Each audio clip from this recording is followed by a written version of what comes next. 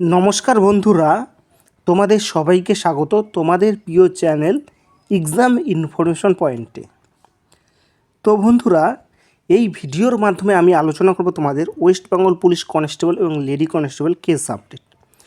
তো বন্ধুরা, তোমরা সবাই জানো তোমাদের যে রিক্রুটমেন্টটি চলছে, ইতিমধ্যে কিন্তু এই রিক্রুটমেন্টের উপর বিভিন্ন ধরনের কেস চলছে। সিভিক হোমগার্ডের horizontal reservation case, EWS case এবং এর সাথে কিন্তু আরও অন্যান্য কেসগুলো। তো বন্ধুরা, এই ভিডিওর মাধ্যমে আমি মেন আলোচনা করব তোমাদের ইডব্লিউএস কেসের ব্যাপারে। তো বন্ধুরা, ইডব্লিউএস কেসের কিন্তু একটা অর্ডার কপি ইতিমধ্যে প্রকাশিত হয়ে গেছে। তো সেই অর্ডার কপিতে তোমাদের কিন্তু কিছু গুরুত্বপূর্ণ তথ্য শেয়ার করেছে। তো সেই তথ্যটাই কিন্তু আমি তোমাদের মাঝে জানিয়ে দেবো। এবং বন্ধুরা, এই ভিডিওর মাধ্যমে আমি তোমাদের বলবো ইডব্লিউএস কেসটি কী, কেন করেছে এবং এর ফল কী হতে পারে। তো বলতে গেলে সম্পূর্ণ কিন্তু বিষয়বস্তু ইডব্লিউএস কেস নিয়ে, ঠিক আছে। তো এর জন্য কিন্তু তোমরা ভিডিওটা অবশ্যই প্রথম থেকে দেখবে। তো বন্ধুরা, তোমরা সবাই জানো তোমাদের এই কেসগুলোর জন্যই কিন্তু তোমাদের রেজাল্ট প্রকাশিত হচ্ছে না, এবং তোমাদের যে একটা জয়েনিং ভোটের আগে হওয়ার সম্ভাবনা ছিল সেটা এখন আর হবে না, ঠিক আছে। তো যাই হোক, তো বন্ধুরা, তোমরা অন স্ক্রিনে দেখতে পারো আমি সরাসরি অফিসিয়াল সাইটে চলে আসছি। তো অফিসিয়াল সাইট থেকে তোমাদের কিন্তু আমি অফিসিয়ালভাবে দেখাবো, ওকে। তো বন্ধুরা, বলে রাখি আমি কিন্তু কোনো রকম ভুল তথ্য তোমাদের দেখাবো না, ঠিক আছে। তো তোমরা দেখতে পারো WPA রিট পিটিশন, তারপর কেস নাম্বার আমি এখানে দেব, তারপর ইয়ার, তারপর যে ক্যাপচারটি আছে সেটা আমি ফিল আপ করার পর তোমাদের কিন্তু একটা আপডেট চলে আসছে ইতিমধ্যে, সেই আপডেটের ব্যাপারে আলোচনা করব। তো বন্ধুরা, তোমরা অন স্ক্রিনে দেখতে পারো এটি হচ্ছে তোমাদের ইডব্লিউএস কেস WPA 2877/2026, এবং এখানে তোমরা দেখতে পারো সুদীপ্তা চক্রবর্তী সাথে হচ্ছে ওয়েস্ট বেঙ্গল পুলিশ, অর্থাৎ সুদীপ্তা চক্রবর্তীর সাথে কিন্তু PRB কেস, ঠিক আছে, পুলিশ রিক্রুটমেন্ট বোর্ডের। তো আমি এইদিকে ভিউ ডিটেলসে ক্লিক করলাম। তো বন্ধুরা, এটা হচ্ছে অফিসিয়াল পেজ চলে আসলো। তো বন্ধুরা, এখানে তোমাদের একটা আপডেট প্রথমে দেখাবো। দেখো, এই কেসটার কিন্তু বিভিন্ন হিয়ারিং ডেট ছিল, তোমরা দেখতে পারো 10/2/2026, 11/2/2026, 12/2/2026। তো বলতে গেলে কিন্তু এত কেসের হিয়ারিং ডেট ছিল, তোমরা এখানে দেখতে পারো সব।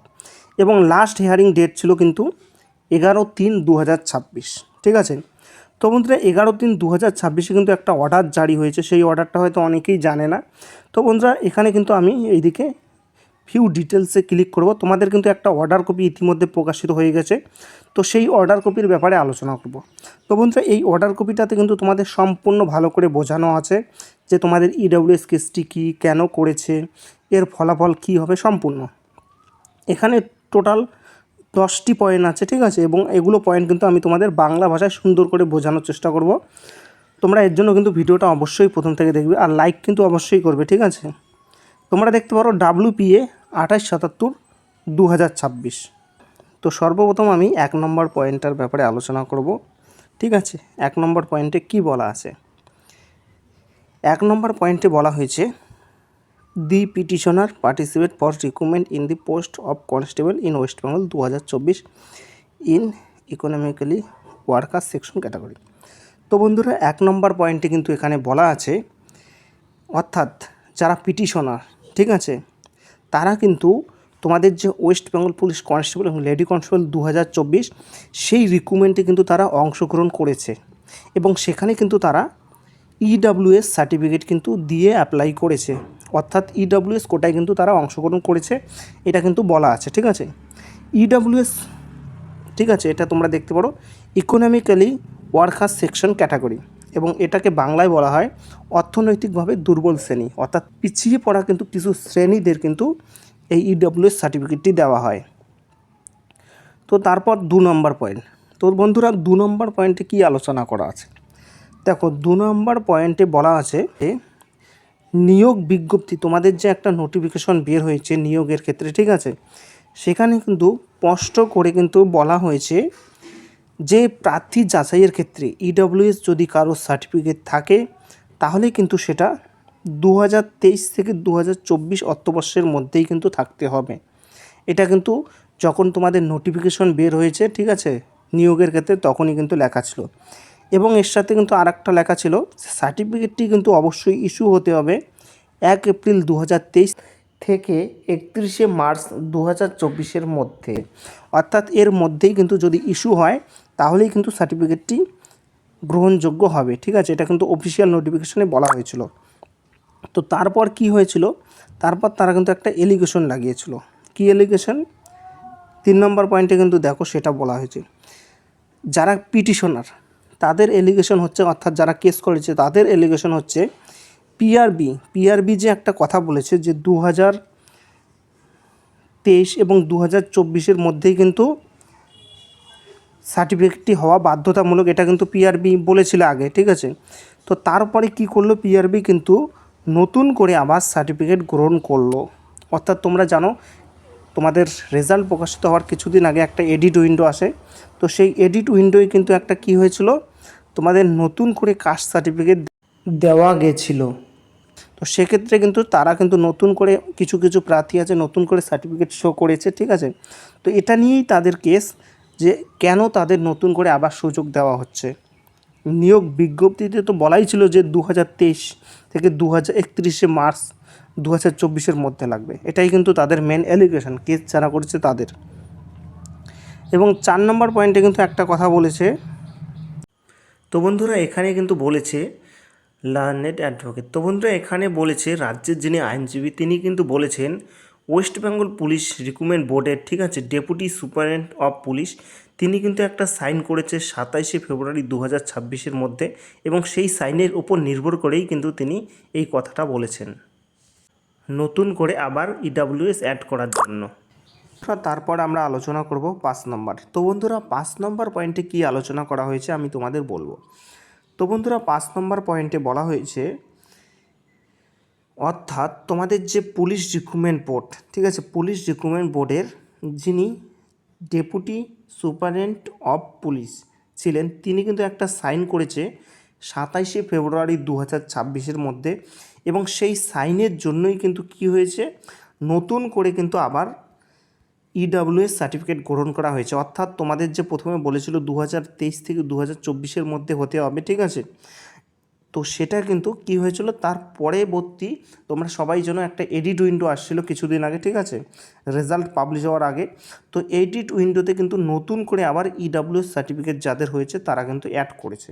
তো সেই কথাই তারা বলেছে যে সেই সাইনের পরে কি হয়েছে, তারা কিন্তু দেখছে যে নতুন করে ইডাব্লিউএস তাদের কিন্তু চান্স দেওয়া হচ্ছে, সেই কথাটা কিন্তু তারা বলছে। ঠিক আছে, যারা কেস করেছে সেই পার্টি, ঠিক আছে, পিটিশনার। ঠিক আছে, তো 6 নম্বর পয়েন্টে একটা ইম্পর্টেন্ট আপডেট আছে, সেটাও কিন্তু আমি তোমাদের বলবো। তো বন্ধুরা তারপর 6 নম্বর পয়েন্টে তোমাদের কি বলা আছে।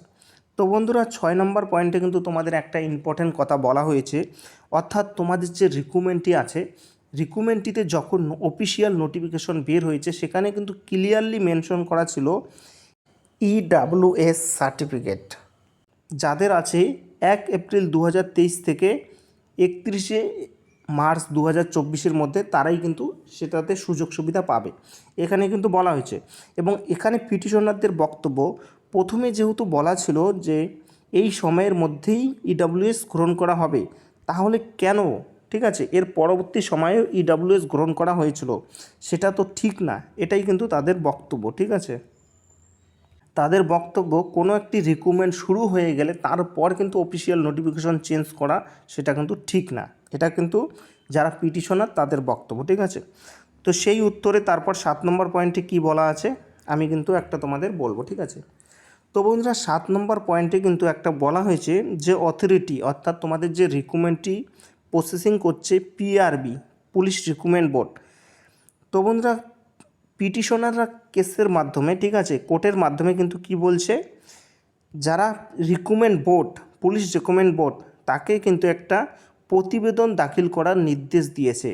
অর্থাৎ একটা প্রতিবেদন দিতে হবে নির্ধারিত সময়সীমার মধ্যে যে কেন তারা নতুন করে ইস্যু করা শংসাপত্র গ্রহণ করেছে, এবং যদি গ্রহণ করেছে তাহলে সেটা কেন গ্রহণ করেছে। ঠিক আছে, সেটা কিন্তু তাদের বক্তব্য। এবং এটাও বলেছিল যে নিয়োগ বিজ্ঞপ্তিতে যেহেতু নতুন করে শংসাপত্র গ্রহণের কোনো কথা লেখা ছিল না, তাহলে কেন তারা গ্রহণ করছে, এটা কিন্তু 7 নম্বর পয়েন্টে ভালো করে বলা আছে। ঠিক আছে, এবং এর জন্যই কিন্তু তারা কি বলছে, এর জন্যই কিন্তু তারা একটা পিআরবির কাছ থেকে প্রতিবেদন দাখিল করার কথা বলছে। ঠিক আছে, তো বন্ধুরা 8 নম্বরে কিন্তু একটা কথা বলেছে, তারা বলছে তাদের কিন্তু প্রতিবেদনটি নির্দিষ্ট টাইমের মধ্যে ক্লিয়ার করতে হবে এবং এখানে বলছে 9 এপ্রিল 2026-এর মধ্যে। ঠিক আছে, অবশ্যই তাদের প্রতিবেদনটি ইতিমধ্যে জমা পড়েছে এবং এটার কিন্তু একটা শুনানি হবে list in the matter 20 April 2026। অর্থাৎ তোমাদের কিন্তু 20 এপ্রিল 2026-এ কিন্তু এই কেসের ডেট আছে। ঠিক আছে, অর্থাৎ পুলিশ রিক্রুটমেন্ট বোর্ড পিআরবি কিন্তু একটা তাদের কথার ছাপাই কিন্তু তারা কিন্তু পেশ করে দিয়েছে ইতিমধ্যে। তো 20 এপ্রিল কিন্তু সেটার উপর নির্ভর করে তোমাদের কিন্তু কেসটির একটা কোনো রকম রায় দিতে পারে। ঠিক আছে, তো 20 এপ্রিল কিন্তু তোমাদের দিনটা খুব গুরুত্বপূর্ণ হতে পারে। ঠিক আছে, তো বন্ধুরা তোমাদের কিন্তু নেক্সট হিয়ারিং ডেট ইডব্লিউএসের ক্ষেত্রে কিন্তু 20 এপ্রিল 2026। তো বন্ধুরা আশা করি তোমরা ভিডিওটা ভালো করে বুঝলে। ঠিক আছে, এরপরেও যদি তোমাদের কোনো রকম প্রশ্ন থাকে মনে, তোমরা কমেন্ট করবে, আমি কিন্তু অ্যান্সার দিয়ে দেবো। ঠিক আছে, তো বন্ধুরা এটাই ছিল গুরুত্বপূর্ণ ভিডিওটা অবশ্যই প্রথম থেকে দেখার জন্য ধন্যবাদ। জয় হিন্দ, জয় ভারত।